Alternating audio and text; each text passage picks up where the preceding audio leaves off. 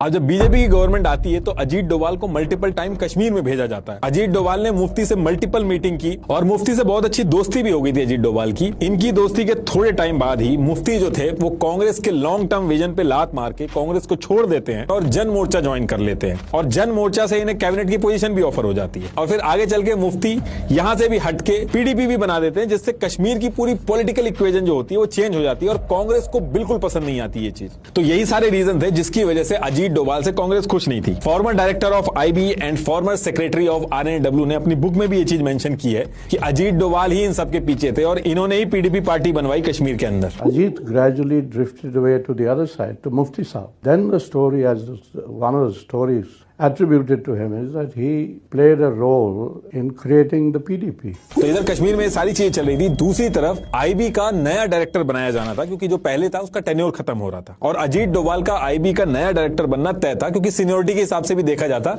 तो अजीत डोभाल ही बनते। लेकिन होता क्या है कि 31 जुलाई 2004 को कांग्रेस की सरकार बन जाती है।